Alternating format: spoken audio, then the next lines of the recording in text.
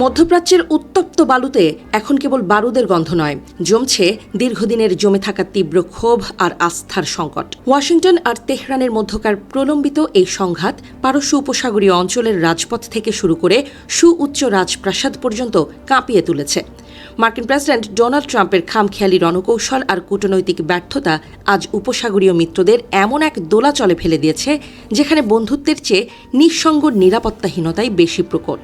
Saudi আরব, সংযুক্ত আরব আমিরাত, কাতার, Kuwait আর বাহরাইনের নীতি নির্ধারকদের মনে আজ প্রশ্ন উঠেছে, যাদের ওপর তারা দশকের পর দশক ধরে অন্ধের মতো ভরসা করে এসেছেন, সেই যুক্তরাষ্ট্র কি আদতে তাদের সুরক্ষায় প্রতিশ্রুতিবদ্ধ, নাকি কেবল নিজের ভূ রাজনৈতিক স্বার্থের বলি বানাচ্ছে?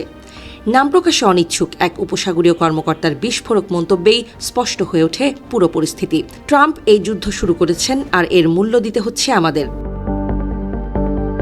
গত কয়েক মাস ধরে চলা এই মরণপণ লড়াইয়ে পরিস্থিতি যখনই চরমে পৌঁছায়, তখনই ডোনাল্ড ট্রাম্পের অপ্রত্যাশিত হুমকি আর পিছু হটার নীতি মিত্রদের আরও বেশি হতাশ করে তোলে। ওয়াশিংটনের বর্তমান প্রশাসনের কোনো সুনির্দিষ্ট বা স্থায়ী রূপরেখা নেই, বরং এক অনিশ্চিত ঘূর্ণাবর্তে ঘুরপাক খাচ্ছে তাদের মধ্যপ্রাচ্য নীতি।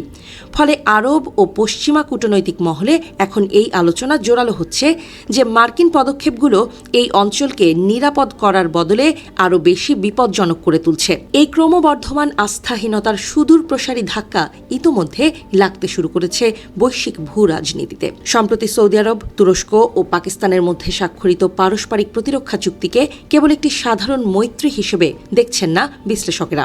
একে ওয়াশিংটনের প্রতি উপসাগরীয় দেশগুলোর এক নীরব লাল সংকেত বলে মনে করছেন ইউরোপীয় কূটনীতিকরা, যার মূল বার্তা হল নিরাপত্তার জন্য কেবল যুক্তরাষ্ট্রের উপর আর নির্ভর করা যাচ্ছে না। যুদ্ধের সবচেয়ে বড় মাশুল দিতে হচ্ছে অর্থনৈতিক ও ভূকৌশলগত দিক থেকে।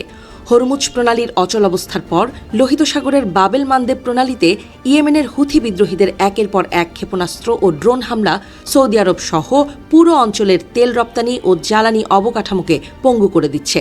সংযুক্ত আরব আমিরাতের আকাশসীমায় ভূপাতিত ড্রোনের ধ্বংসাবশেষ আর তেল শিল্প এলাকায় আগুনের লেলিহান শিখা বুঝিয়ে দিচ্ছে এই যুদ্ধের আঁচ কতদূর ছড়িয়ে পড়েছে। যুদ্ধের শুরুতে আবুধাবি বা রিয়াদের নীতি নির্ধারকরা হয়তো ভেবেছিলেন দ্রুত ও চূড়ান্ত বিজয়ের মধ্য দিয়ে তেহরানের আগ্রাসী নীতির অবসান ঘটবে, কিন্তু সময় গড়ানোর সঙ্গে সঙ্গে যখন পরিষ্কার হয়ে গেল যে ইরানের পতনও ঘটছে না এবং হরমুজ প্রণালীও খুলছে না, তখন থেকেই পাল্টাতে শুরু করে উপসাগরীয় অবস্থান।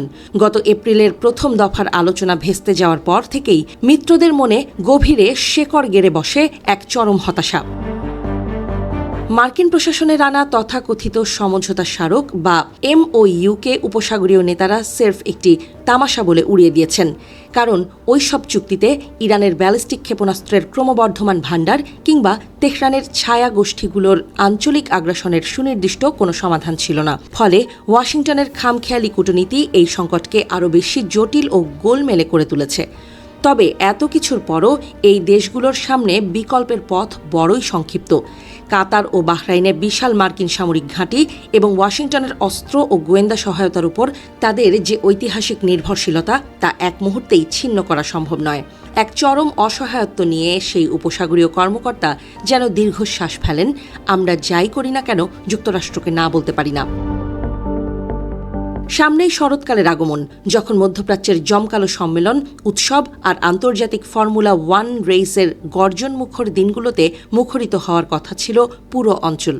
কিন্তু সৌদি আরবের মর্যাদাপূর্ণ ফিউচার ইনভেস্টমেন্ট ইনিশিয়েটিভ বা মরুভূমির দাভোস খ্যাত শীর্ষ সম্মেলন সহ সব বড় আয়োজনের ভবিষ্যৎ আজ ঝুলছে অনিশ্চয়তার এক মস্ত বড় প্রশ্নচিহ্নের মুখে। আন্তর্জাতিক বিনিয়োগকারীরা এই অস্থির নিরাপত্তা পরিস্থিতিতে পা রাখতে কতটা সাহস পাবেন তা নিয়ে গভীর সংশয় তৈরি হয়েছে।